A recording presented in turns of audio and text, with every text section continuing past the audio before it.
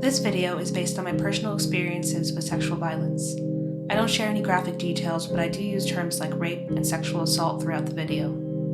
I know this subject can be uncomfortable or triggering, so please do what you need to do to take care of yourself. Remember that you are always in control of how you engage with this video, and you can always pause and come back to it when you're ready. If you are in immediate danger or crisis, please call a crisis helpline, 911, or someone you trust for support.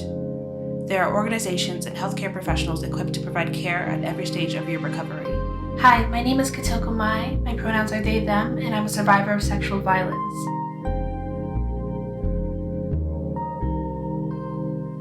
I'm not an expert when it comes to law or therapy or anything like that.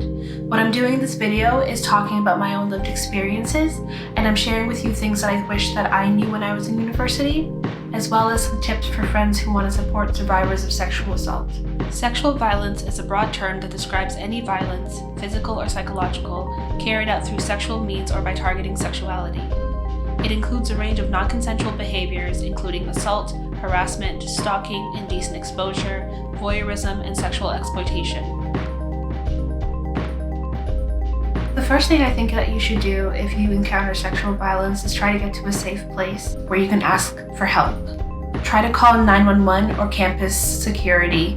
On my old campus, we were told that if there was ever an emergency, we should call campus security first, not 911. So you might want to double check what policy your university has. If you're not comfortable calling 911 or campus security, I would encourage you to call a friend, a community member, a roommate, your community advisor. Just call somebody else because you don't have to deal with this alone.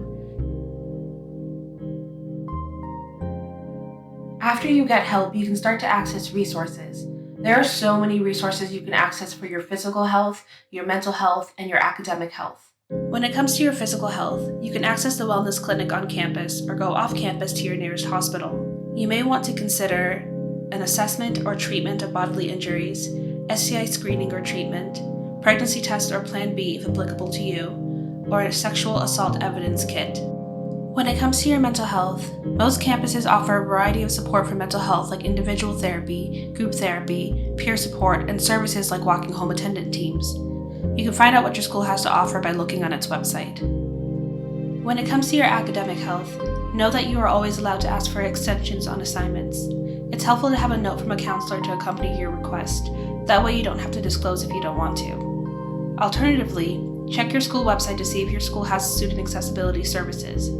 Reach out to them and find out if you can get more permanent accommodations using their services. Other useful services your school might have include emergency bursaries, emergency housing, and crisis helplines. Lastly, remember that you are allowed to take a break from school to focus on your healing. Your health should be your number one priority. When it comes to sexual violence, there's this looming question of to report or not report.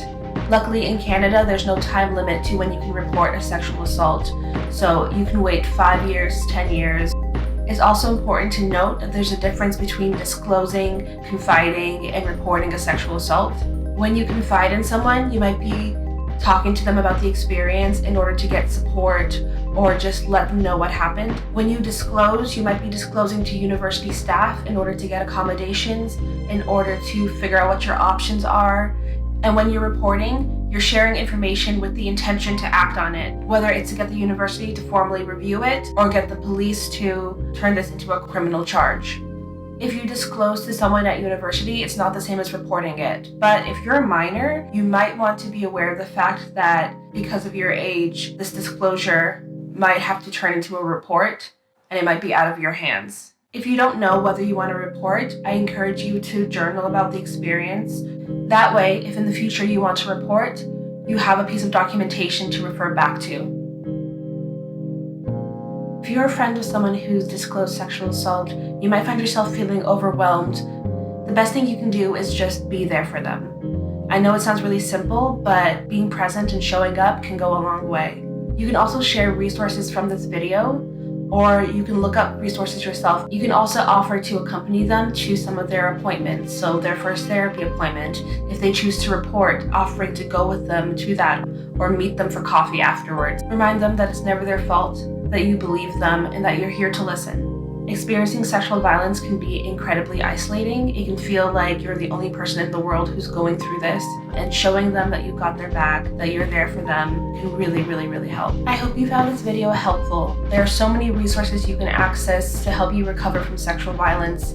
I know it can be scary, but please reach out. You don't have to do this alone.